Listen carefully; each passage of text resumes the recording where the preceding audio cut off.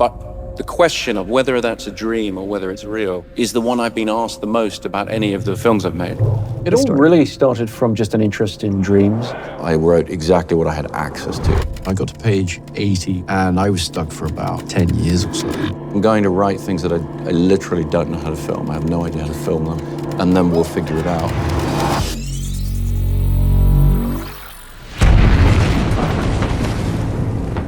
Alvin, when I came to you with those calculations, Oppenheimer is a visual masterpiece. we thought we might start a chain reaction that would destroy the entire world. I felt like this movie was really pushing the boundaries in so many different fields. I remember it well. Now I am become death. What of it? Absolutely dead. The destroyer of worlds. It's a very, very paradoxical tale. I was homesick. Oppenheimer, his most ambitious project to date. The relationship between science, theory, the intellect, Emotionally immature. versus the practical nature of actually bringing these abstract ideas of theory Troubled by visions of a hidden universe. into the real world. Chris is always pushing the boundaries and innovating with each film he does. The real world is infinitely complex. The real world has no limitations. People will look at that and they think, oh, that's, done in post. When you do Chris's movies, things that you normally would think would be visual effects. But it's not. It's Chris spinning this thing that you see, and it's all for real. You know that you're going to be doing this stuff practically. It's typical Chris. He wills it into reality. For me, the process of choosing a project is all about story. As a believer in the concept of Inception, as a believer in the idea that you can plant the seed of an idea that will grow into something more substantial over time. I like the idea of mystery. Experience I had when I was a kid of just seeing something that's larger than life. I like the idea of sitting in a movie theater and not knowing what you're going to see. It takes you into a whole different world. I think that's the most fun thing there is. The following is my explanation. My first film was a film called Following that I shot with friends. Who and why? I wrote only what I exactly knew how I could film. Who are you and why are you following me? Sorry, I don't know what you're talking about. Don't piss me about. Who the fuck are you? We shot it on black and white, 16mm film. I wrote to this apartment and this restaurant. We would shoot one day a week on the weekends. My name's Cop. We would shoot one day a week for about a year and we'd put it together that way. What's your name? Bill? Well, Bill. What do you do? Actually, I'm kind of Between jobs right now, yeah. We spent no money on the film. We'd light the whole set with 3 or 4 lights. I also was struck by how good the photography was in the film, and Chris had shot it himself. There's some burning ambition inside you, isn't there? Something of the starving artist in you, no? And do it very quickly and adopt a sort of documentary style. Writer, eh? No. But you're right. I think what Following represents is kind of the peak of what I was able to do on my own or just with friends.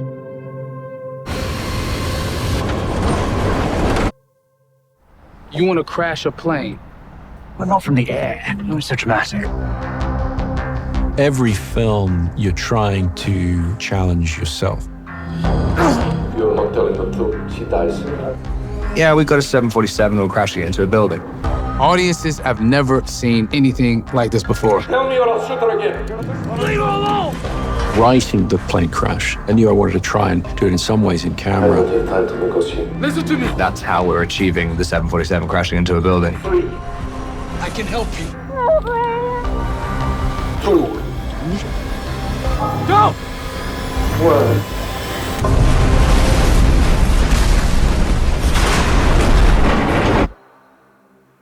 1. Chris is really great in that he wants it for real. He wants it in camera. He doesn't want to do CG. He had incredibly complex fight sequences. The film deals with this concept of inversion, which is the idea that the entropy of an object could be reversed.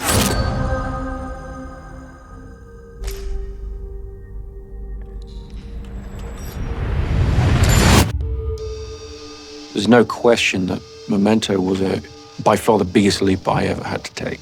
I'm very interested in the process of memory and the way it can be, and the way it can be distorted and all the rest.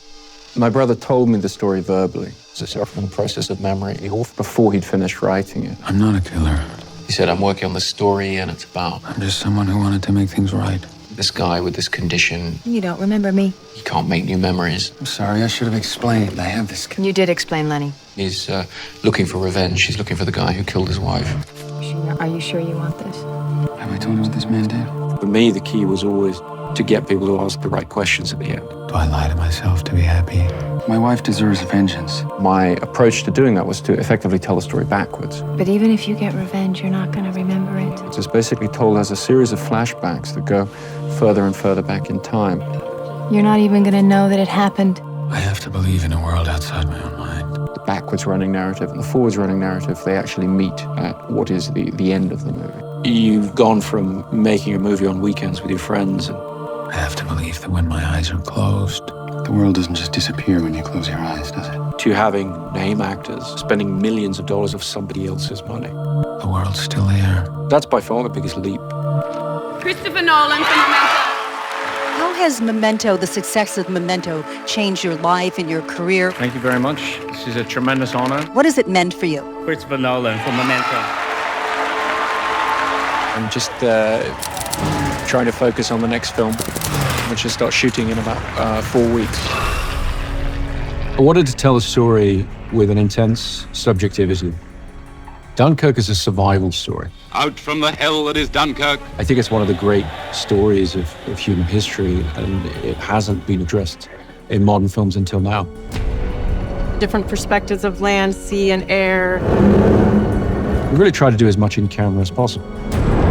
You're weaving together those timelines and yet creating a sense of urgency. Real planes, real boats. There's a thing called the shepherd tone. It's an audio illusion. Putting the actors into as close to the reality of the situation as we could safely do. A sense of continuing momentum. A race against time in each one. The audience feels that they're there. So that you braid together the three storylines and they're continually rising in anxiety.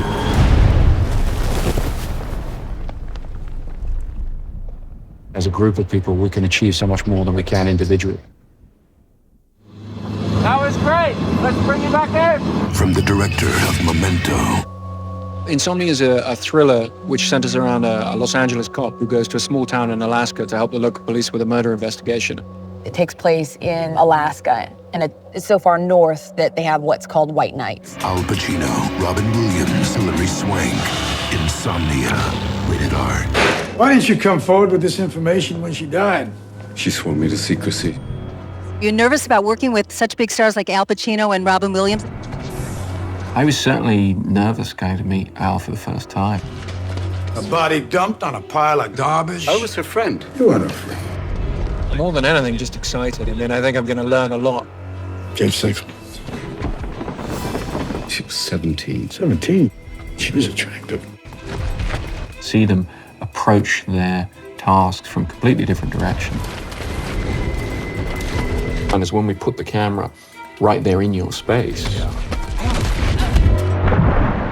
Well, so did you have sex with her? No, I was her mentor. You bought her things. The performance is then exactly appropriate to somebody being that close. You give her this? Yes. Why? This character, you want to see the whole story through this guy's eyes. You bought her dresses? Yes, what's wrong with that? Nothing wrong. I'm just trying to figure out what kind of mentor you were. And that you can't, as a filmmaker, just wrap things up neatly. I gave her things she couldn't have. You just want to fight her.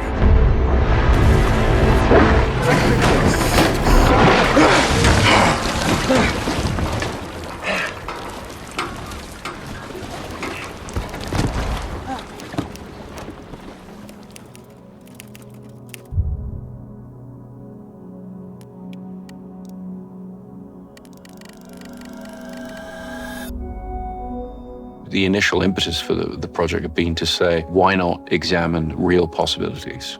What are the possibilities of real physics? Why not actually look at the real science there?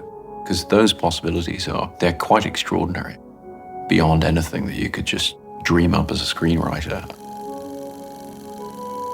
The point of 2001 is the thing itself, is the experience itself. I first saw 2001 as a child, and it became this sort of seminal introduction to the power of cinema, what cinema can be.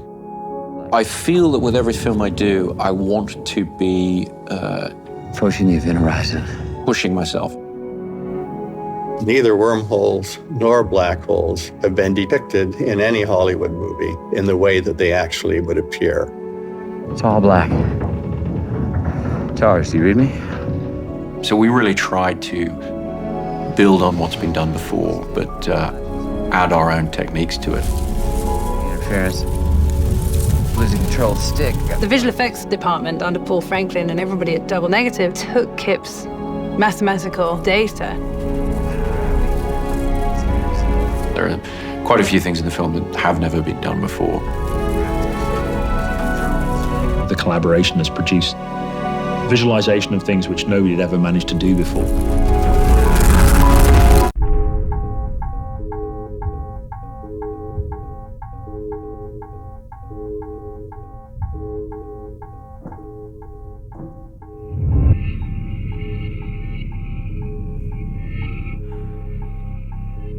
Jazz, I'm glad you're here. Updates on mission status? No go, Commander. Thrusters at 5% and all navigation systems down. I'm sorry, sir. You have visited 130,000 planets on your journey.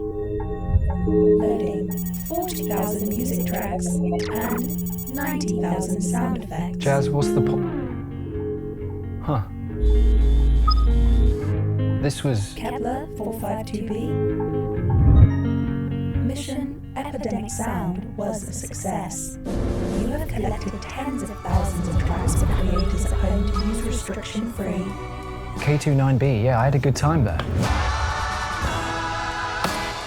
Yeah, look at all these tracks. I heard some creators on Earth only use Epidemic Sound music. Navigation systems coming back online. Send a distress beacon. This is a message to universal creators. Epidemic Sound's high-quality, original music and sound effects, curated across light years of searching, are available to use. Real stories. For Earth's storytellers. Soundtrack your content now and get 7 days free by accessing the link in the description.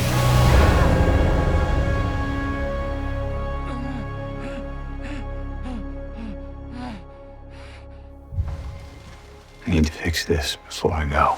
I'll keep it broken so you have to stay. There's a special relationship between movies and time. We're just here to be memories for our kids. For those of us who just turned 50, Yes. time feels like it's accelerating very fast. I figured out the message. Hey! One word. What? Know what it is? Stay! Stay. It says stay, Dad. For me, the main attraction of the project, really, as a father myself. You once told me that when you came back, we might be the same age. Make him stay, Merv. I think I really strongly responded to that element of the script. And today I'm the age you were when you left. The core idea at the heart of the script, which is a father who has to leave his children. You might have to decide between seeing your children again. Don't make me leave like this. Don't let me leave, Merv. And the future of the human race. It would be a real good time for you to come back.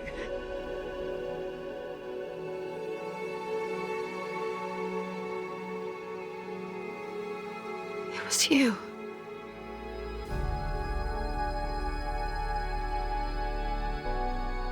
I've always found dreams to be a very inspiring part of my life. I got to page 80 or so, I had 2 acts of it, and I was stuck for about, 10 years or so. The Adventures of Batman with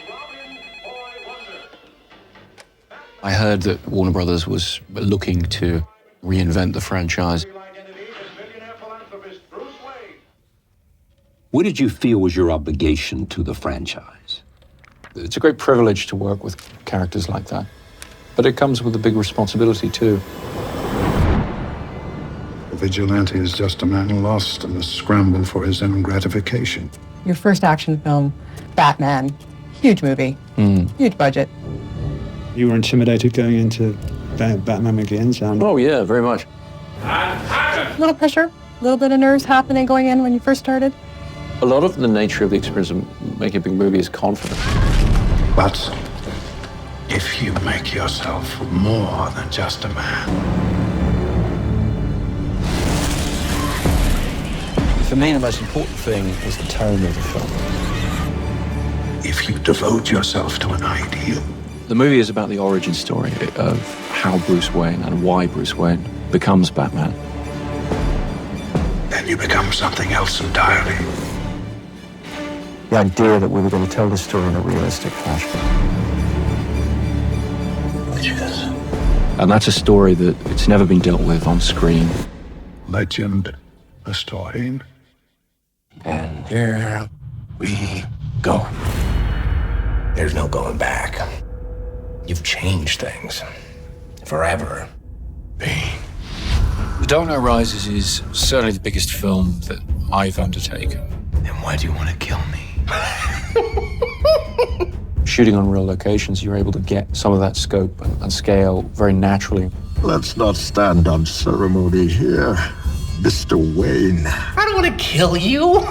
What would I do without you?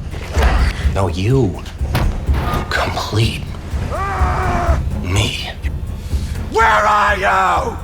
Here. Oh, you think darkness is your ally? You're garbage. You kills for money. Don't talk like one of them. You're not. You merely adopted the dark. Even if you'd like to be. I was born in it, molded by it. To them, you're just a freak. Like me. I didn't see the light until I was already a man. What the hell are you? See, I'm not a monster. And then it was nothing to me but... I'm just ahead of the curve. I'm Batman. The hero is forced to abandon his kingdom. Stay. It says stay, Dad. As a father myself. Are we going to go see this? No. Remember, Daddy has memories. I'm a father myself of 4 children. You went halfway around the world. We started the shoot in India, then we moved to the UK and discover himself. The paradox, the tension that's there that we all relate to. But you promised. I promised, did I? You spent a fortune. The guilt is of a particular kind because he has a massive duty. After that, we went to Pittsburgh, Los Angeles, Manhattan, and then returns changed. You've got to get your hands dirty if you're going to achieve the impossible. Nothing is impossible, Mr. Angier. You're about to witness. It's not magic. What you want is simply expensive. It's purely science. Forget this thing. I can recognize an obsession. No good will come of it. It's a very clever trick, Mr. Ackerman. Let's get on, shall we? The audience knows the truth. The world is simple. Turn on, gentlemen. If you understand an obsession, then you know you won't change my mind. But if you could fall, even for a second.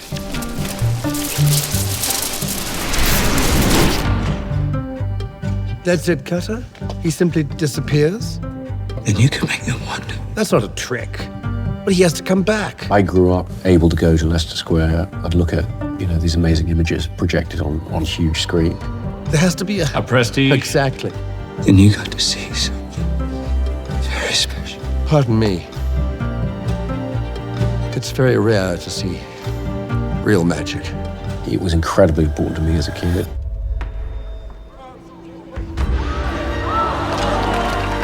Hands reach. Sees his imagination. And I really want my kids to have that same experience.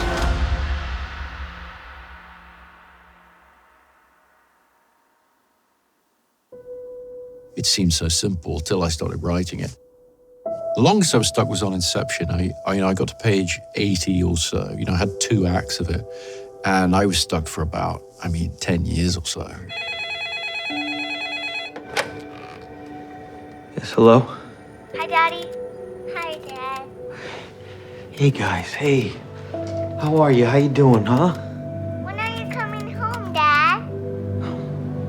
Well, I can't, sweetheart, I can't. Not for a while, remember? Why?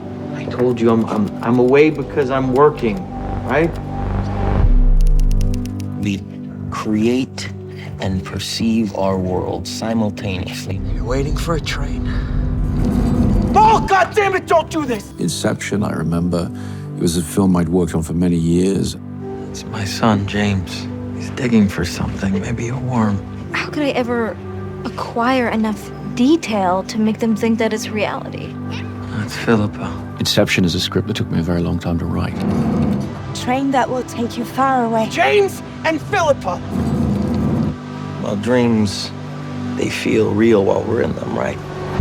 You know where you hope this train will take you? Let me ask you a question. You never really remember the beginning of a dream, do you? At its heart, I think Inception is a love story. They're waiting for us! Not for sure. Whoa! Look at me! I think it's a story about a man trying to get home to his family, to his children. So how did we end up here? You can't know for sure. But it doesn't matter. Oh, God damn it! Once I'd realized that, I was able to finish the film because I was able to sort of connect with it emotionally. Now tell me why! We're dreaming? It's a future together!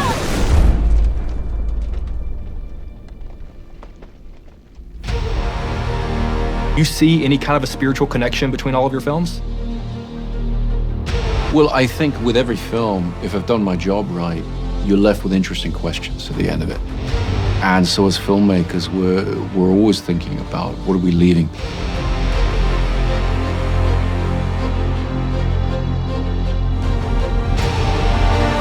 It needs to just wash over you and inform you through the immersion into this extraordinary world.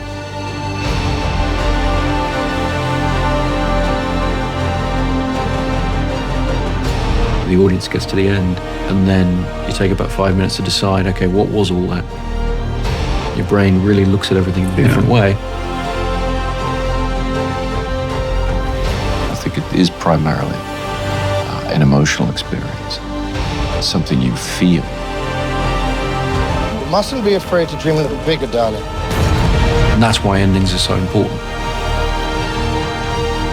Cinema, particularly, it's a great medium for exploring the way you can get lost in your own perception of the world and your place in the world. Don't try to understand it. You really have to get to the end of the movie before you know what it is. Don't try to understand it, just feel it.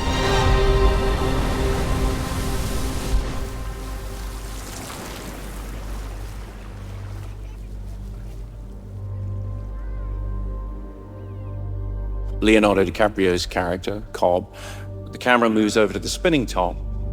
If it falls or doesn't fall is the key idea. Is it a dream? Is it reality? Look who's here. He was off with his kids. He was in his own subjective reality and didn't really care anymore. Reality matters. It won't be transcended.